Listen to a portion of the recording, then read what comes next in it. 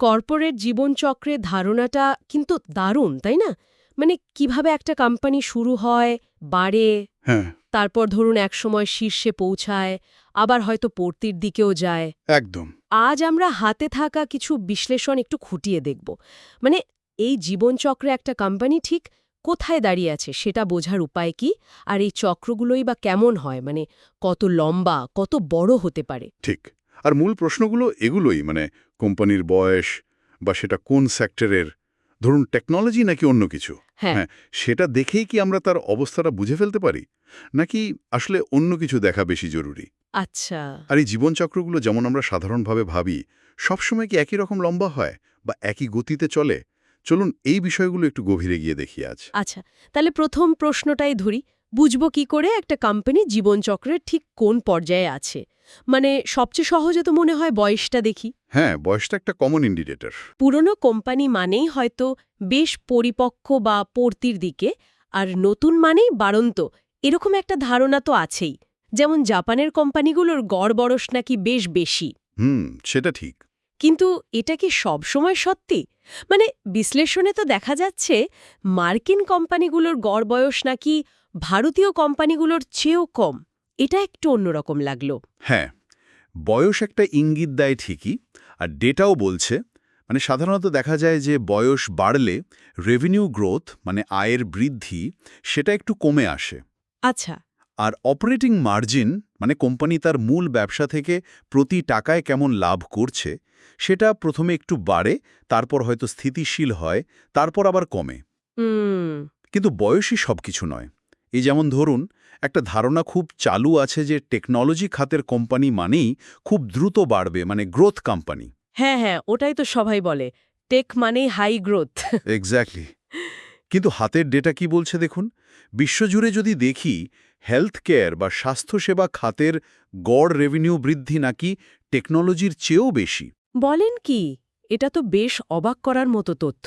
হ্যাঁ, তার মানে শুধু খাত দেখে জীবনচক্রের স্টেজ বোঝার দিন কি তাহলে মানে চলে যাচ্ছে? আগের মতো আর কাজ করছে না?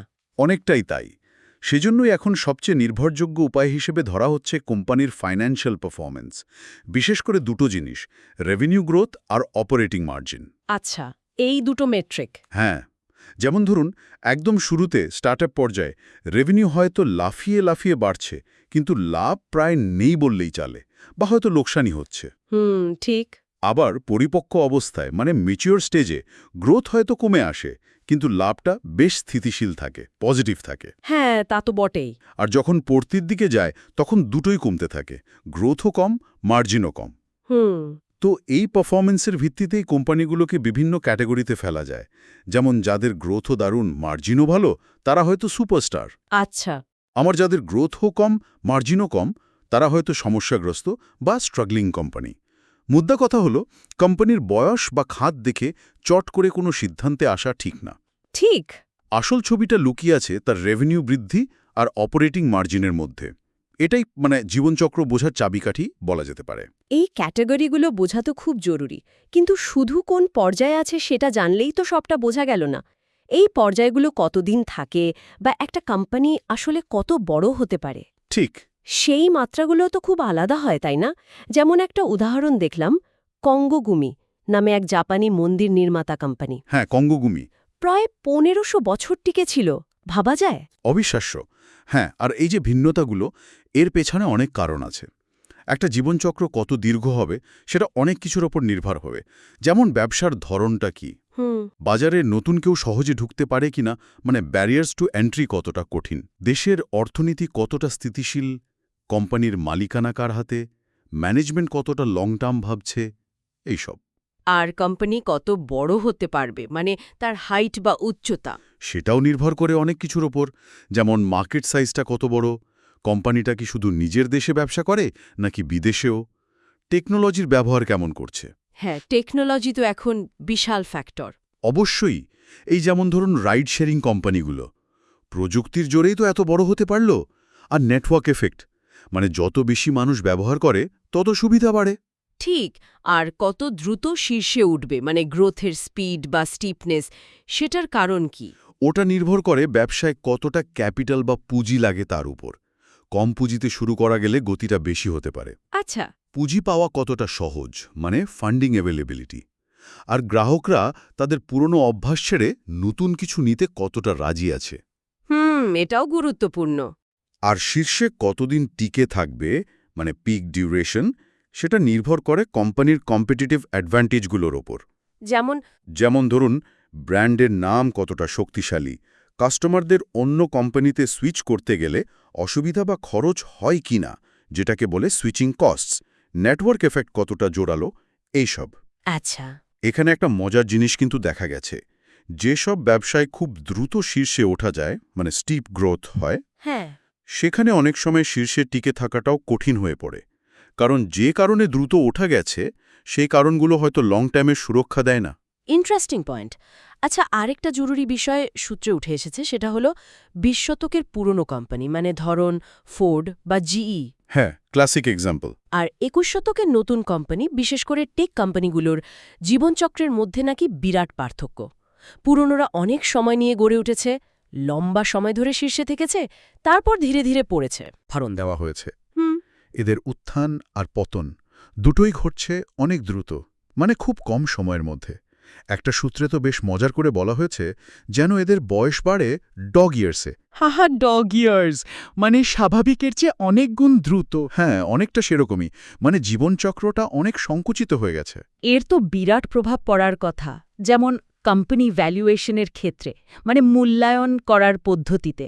আগে হয়তো লং টার্ম ফোকাসড করা সহজ ছিল। একদম ঠিক পয়েন্ট। এই যে সংক্ষিপ্ত আর দ্রুত পরিবর্তনশীল জীবনচক্র, এর জন্য পুরনো দিনের ভ্যালুয়েশন মডেলগুলো হয়তো আর আগের মতো খাটছে না, নতুন করে ভাবার দরকার হচ্ছে। এছাড়া আরেকটা বড় ব্যাপার হলো ডিসরাপশন। হ্যাঁ, এই শব্দটা তো আজকাল খুব শোনা যায়। মানে নতুন কোনো টেকনোলজি বা বিজনেস মডেল এসে পুরো পুরনো বাজারটাকেই ওলটপালট করে দিচ্ছে। এটা এখন খুব কমন একটা ঘটনা হয়ে দাঁড়িয়েছে। এর ফলে তো খুব পোক্ত পুরনো কোম্পানির ভিত নড়ে যাচ্ছে। অবশ্যই, খুব শক্তিশালী, বছরের পর বছর ধরে মার্কেট লিড করা কোম্পানির অবস্থানও টলে যাচ্ছে। ফলে এই জীবনচক্রের ধারণাটাই আরও বেশি অনিশ্চিত, আনপ্রেডিক্টেবল হয়ে পড়ছে। আগে যেমন একটা ধারণা ছিল কোম্পানিগুলো খারাপ করলে আবার ধীরে ধীরে গড়পড়তা অবস্থায় ফিরে আসবে, মিন রিভার্সন যেটাকে বলে। হ্যাঁ, মিন রিভার্সন, সেই ধারণাটাও কিন্তু এখন বড়সড় চ্যালেঞ্জের মুখে। তাহলে সব মিলিয়ে যা বোঝা গেল, একটা কোম্পানির জীবনচক্র ঠিক কোন পর্যায়ে আছে সেটা বোঝাটা বেশ জটিল একটা ব্যাপার। শুধু বয়স বা খাত দেখে সিদ্ধান্তে আসাটা ঠিক না। একদমই না। বরং তার ফিনান্সিয়াল পারফরম্যান্স, মানে রেভিনিউ গ্রোথ আর অপারেটিং মার্জিন, সেটাই আসল কথা বলছে। হ্যাঁ, ওটাই মূল নির্দেশক। আর আজকের এই দ্রুত বদলাতে থাকা দুনিয়ায় এই জীবনচক্রগুলো শুধু যে ছোট হচ্ছে তাই নয়, অনেক বেশি অপ্রত্যাশিতও হয়ে উঠছে। আগের মতো সরল রেখায় চলছে না। ঠিক। আর এখানেই হয়তো আজকের আলোচনার শেষে একটা প্রশ্ন রেখে যাওয়া যায়। মানে যেহেতু আমরা দেখছি কোম্পানিগুলোর জীবনচক্র ক্রমশ ছোট হচ্ছে, আরও বেশি আনপ্রেডিক্টেবল হচ্ছে, তাহলে দীর্ঘমেয়াদী বিনিয়োগ বা ব্যবসার যে কৌশলগুলো আমরা এতদিন ধরে ব্যবহার করে এসেছি, সেগুলো কি আগের মতোই চলবে? মানে যেসব প্রতিষ্ঠিত নিয়ম বা মডেল ছিল, হ্যাঁ, সেগুলো কি এই নতুন বাস্তবতায় যথেষ্ট, নাকি আমাদের নতুন করে ভাবার সময় এসেছে? এটা নিয়ে কিন্তু আরও গভীর চিন্তার অবকাশ অবশ্যই রয়ে গেল।